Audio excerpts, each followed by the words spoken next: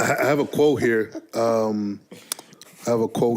It says, "Love is our response to our highest values, and nothing can be less."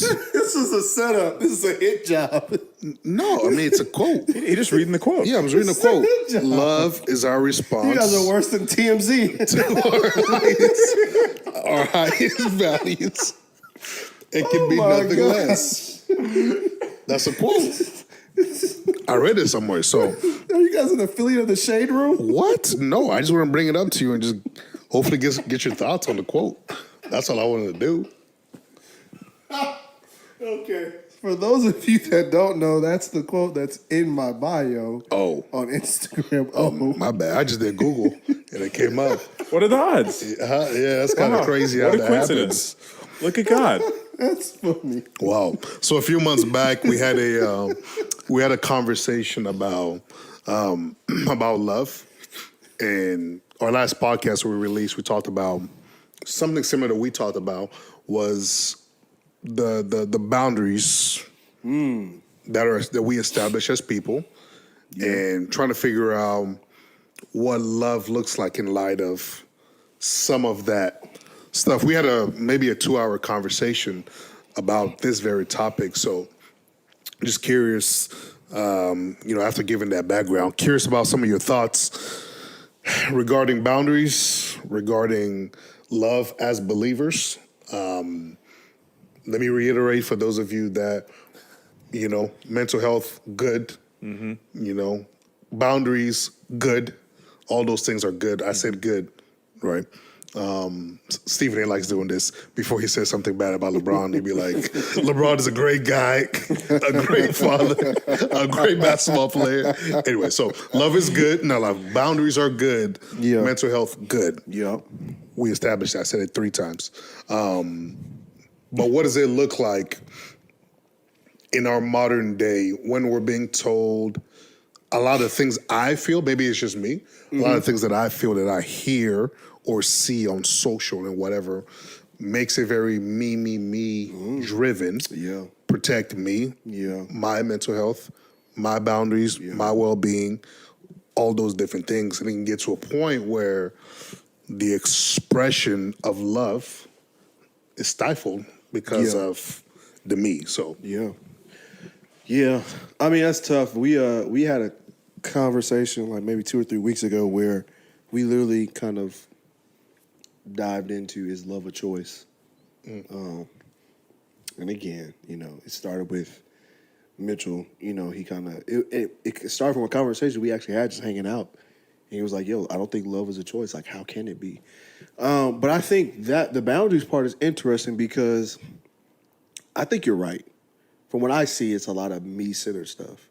And I think that is, not to get like super spiritual, but like, I think that's a trick of the enemy, right? He tries to get you to think like, it's not that he tells you you can do it alone.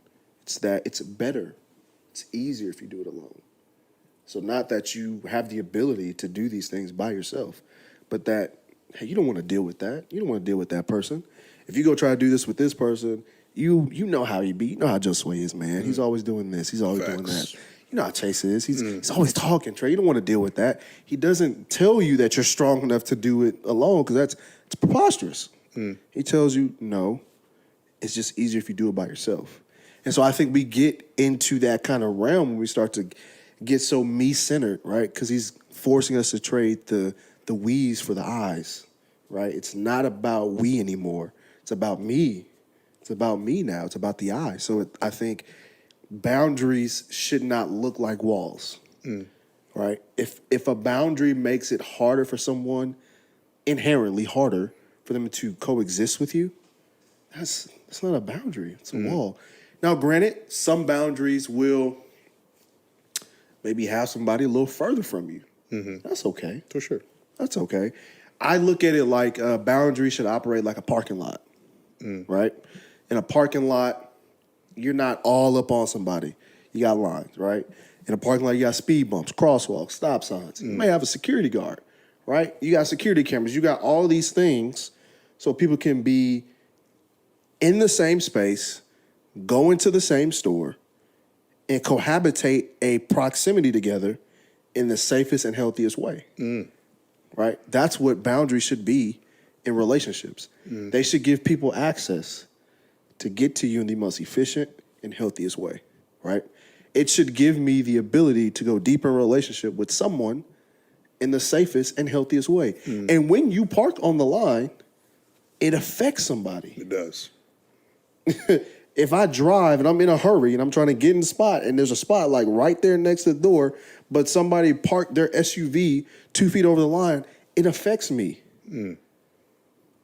So another part of boundaries is if they're set up properly, when somebody steps outside the line, you're gonna feel it, right? Could you imagine a parking lot with no stop signs? It's small, they annoy you. People would be speeding all through it. Could you imagine a parking lot going into Target on a Saturday with no crosswalk? Soccer moms would have a field day. Facts. It would be wild.